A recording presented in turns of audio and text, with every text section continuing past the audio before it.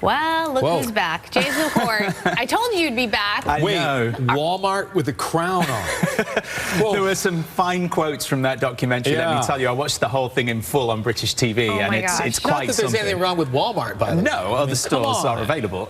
Yeah. Yeah, it was a slightly odd documentary, which honestly left me feeling a little uncomfortable by the time I'd watched it all. You don't really sort of side with either Meghan or her father, and I wouldn't say either of them come out of it particularly seeming that likable, which sounds horrible because obviously we don't know too much about Meghan, but from what we saw of her in old videos from when she was a child, and then the way that her father described her, and then things he said, that he admitted, you know, he'd lied a lot of the time, even to Meghan and Harry, about things that had happened. So you don't really like him either. So you just come away going, this is just a very sad situation. But I think we should point out this documentary was filmed in October before Harry and Meghan announced that they were leaving royal life. That is true. There is a little section, though, right at the end of the documentary, which I'm sure you can find online, where he does actually comment on them stepping back as senior royals. So they must have filmed that very recently and just tacked it on the end. And he said he's very disappointed, you know, that maybe this 16-bedroom house and all of the money's just not good enough for them. And he doesn't understand why, when she's got the princess dream that every little girl wants, and she's walking away from it. But you know, I think he thinks it's because of money. I think he thinks that they imagine they're going to move to Canada and make a fortune. But we should also remember, we said estranged father because they don't have a relationship and they haven't had one for quite some time. So you have to remember that he's speaking about his daughter, whom he probably doesn't really know who she is now, who she's become as a young woman. He actually says that. He actually says, I know Meghan of old, I don't know who she is anymore. But he was still talking to her, you know, right up until the wedding, and it was only just before the wedding at Windsor that they kind of parted ways, because he did the paparazzi shots, of course, you may remember, where he was apparently being measured for a suit, which actually was in a costume store, all set up. He was browsing the internet, looking at the royal family online, all set up, because, of course, we saw the CCTV footage of that. And that's finally when they parted ways. And I don't think it was even that he'd set the shots up. It was because he lied to them when they asked him, and he admitted that. He said, you know, they asked me outright, did I set this up? And I said no, and I lied, and he admitted that. As a dad, can I just say, my heart actually broke for Thomas Markle. You know, the fact that he didn't get to walk his own daughter down the aisle, because I have two daughters, and you better believe nobody else is walking them down the aisle, but me, as long as I'm on God's green earth, right? But it's so hard to know what to believe about what's said and what's not said. I mean, he said he cried when Charles walked Meghan, you know, halfway down the aisle. Again, you don't know whether that's true.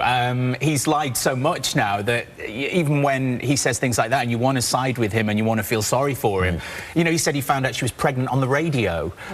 He said, this is my own daughter. In his apartment in Mexico, he's got, you know, tea bags in a tin with their face on, like the souvenirs from the wedding, you know. And you think, this is not right somehow. It seems odd. Well, every family has drama, and we don't really know what's going on, right? We got to remember that. But the Queen did put out a statement which was quite positive. Right, okay, yeah. When they decided what their new role would be, the Queen put out a statement where she used a lot of very kind of quite soft tones, really, compared to the yeah, it's my whole family's hope that today's agreement allows them to start building a happy and peaceful new life. The fact she used phrases like whole families and she called them Harry and Meghan and Archie and not by their titles, I think shows you she was trying to really show that she is a grandmother and this is a real family, and that she's just trying to support them in whatever they think is best. I think she for was their new leaving life. the door open for them to come back. That's how I read it. Maybe I'm wrong. You do worry for Harry, don't you, that he's walked away from everything that he's ever known, including... Or both of them. Maybe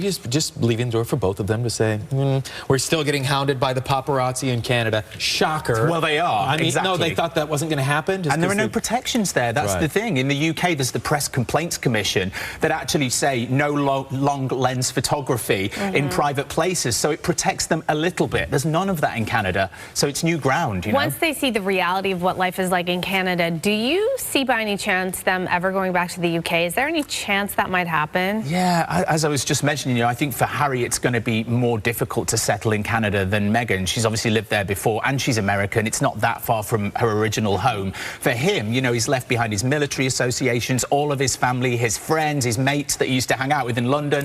I think he's going to find it pretty tough realising he's there just with Meghan and Archie. You know, it might be nice for a short time, but then reality sets in. Right, exactly.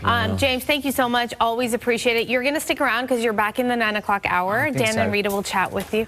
Oh, I'm sorry. You're not. Oh, okay. Well, I'll see you soon, I'm sure. Guaranteed. We know you'll be as long as there's this airing of dirty laundry, we know you're going to be all about it. You'll be back though next week, I'm sure, because you know things keep happening with this. But if you do want to follow more news regarding the Royals, check out James's website. That is at theroyal-t.com. Right. Have a great weekend. Thank you. Thank you again.